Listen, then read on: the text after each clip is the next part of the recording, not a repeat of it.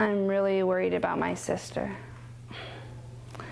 Every time we eat, she scarfs down everything and then she disappears into the bathroom. She's gone for a little while, and when she comes back, she looks really pale. I keep asking her what's wrong, but she says it's nothing. No one else in my family says anything, so I don't want to either. But I'm really worried about her.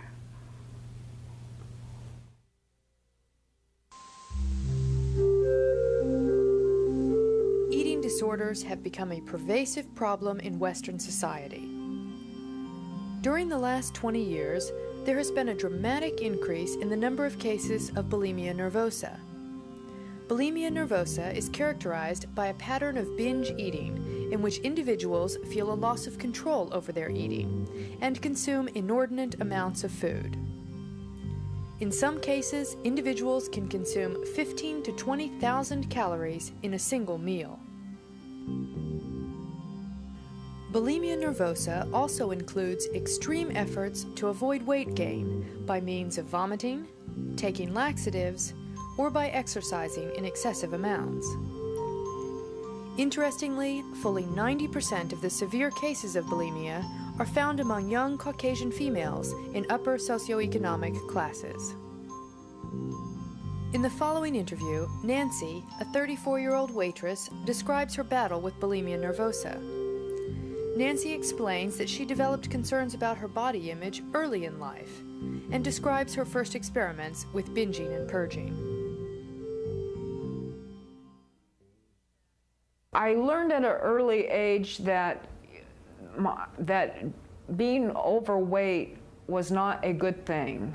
You know, life was not good for overweight people. And then when I was about 18, I had lost quite a bit of weight. I had my wisdom teeth taken out, and I had lost weight, and I felt really good, and I liked that feeling a lot. The first time I was thin, and gained the weight back, and I thought, you know, gosh, I liked being thin, you know, I want to get back to that point, and I just couldn't do it. I couldn't do it, and I was over at my grandmother's house, opened up the newspaper, and an Ann Landers article. There was an article about a girl who wrote into Ann Landers and talked about how she lost weight through putting her hand down her throat and vomiting, and I thought, wow, that kind of sounds like a good idea. So I'd go over to my grandmother's house and make cookies, and I remember I thought, well, I'm going to try it. So I ate a whole bunch of cookie dough and went into her bathroom, threw it up, and I thought, this is great. I went over to my girlfriend's house, told her about it, told her to try it. You know, I mean, I was like thinking I had something going on here, you know? And my girlfriend is like, this is so disgusting, and she couldn't do it, but I kept doing it.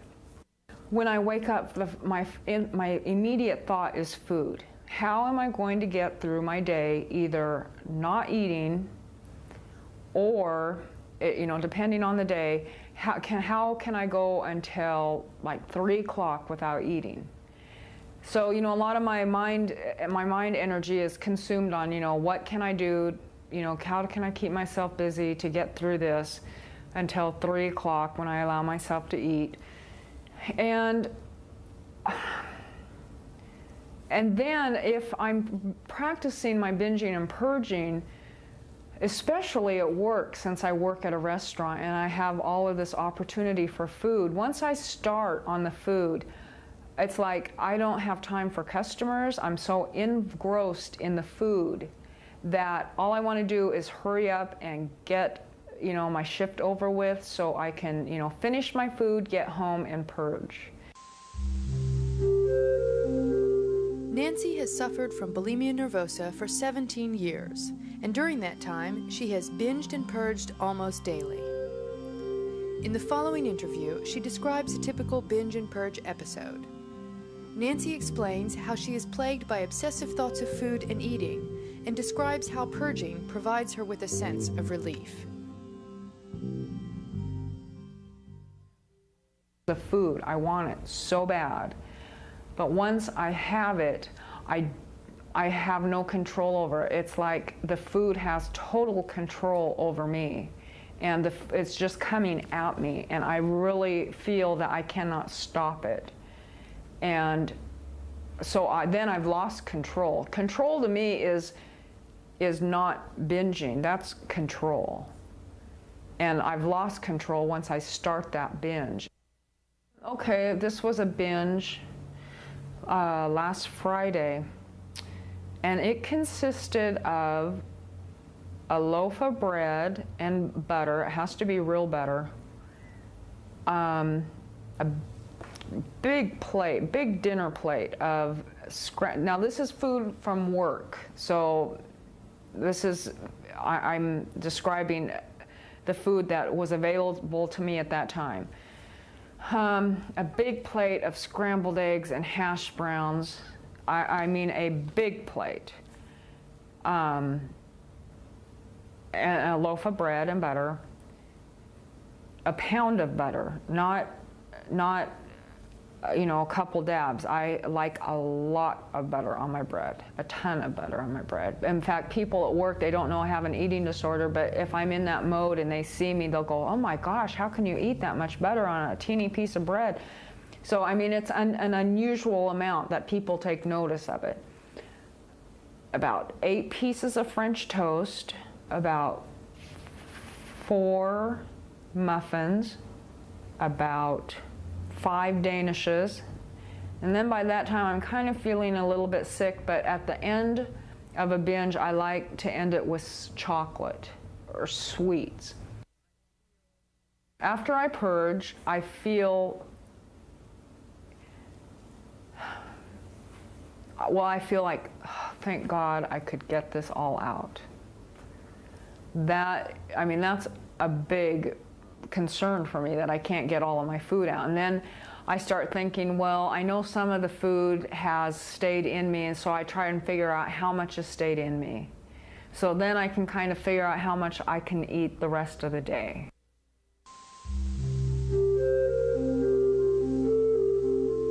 In this final sequence, Nancy describes the physical and psychological consequences of her purging behavior.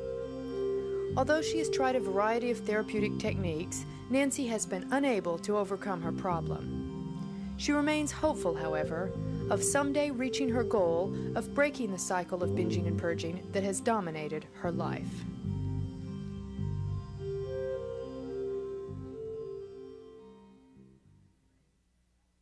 A lot of women I have talked to, either it becomes easier to purge or it becomes harder. And for me, it's harder.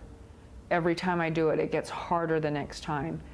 So I can't, right now, I can't anymore just stick my hand down my throat. I have to take plastic bags and insert them. I like hold on to them and pray to God that they don't go down, stick plastic bags in my throat and make myself gag that way. I've tried the antidepressants, I've tried acupuncture. Therapy was probably the best thing for me. That really, really helped me out a lot. I've done OA, I've gone to OA meetings, I've done support groups. My sister brought me this, I can't remember the name of it. It's a magazine about natural medicine, and there was an article about eating disorders. I went to the store, I bought all of the pills. I did these pills for a while. I think I have tried every article that gives you a suggestion. I have tried it. I've journaled. I've taken walks in the beautiful forest to get my mind off of these things. I've tried it. I think I've tried everything that I can come up with. And I would say the thing that has worked for me is therapy and really just doing some real inner work on myself. My personal goal is to never vomit again.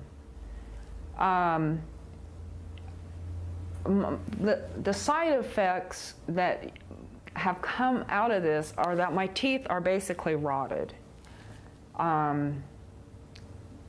I feel extremely ashamed of myself for that.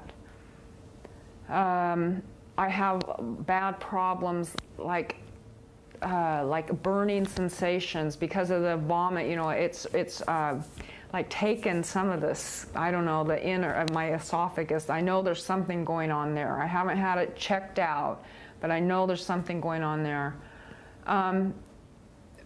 Just not, and it took obviously my self-esteem. I had none, but every time I do it, you know, it like puts me down again, you know, and I feel really bad about myself. And I've gotten to a point where I try not to get on myself about that, because I went for a really long stretch and I was really, really proud of myself. And then some things happened and I got back into it. And so now, you know, it's like you just keep, you know, you get, what is it? You fall off your horse and you jump right back on. And that's my attitude about it. But the eventual goal is, no, I don't want to purge anymore.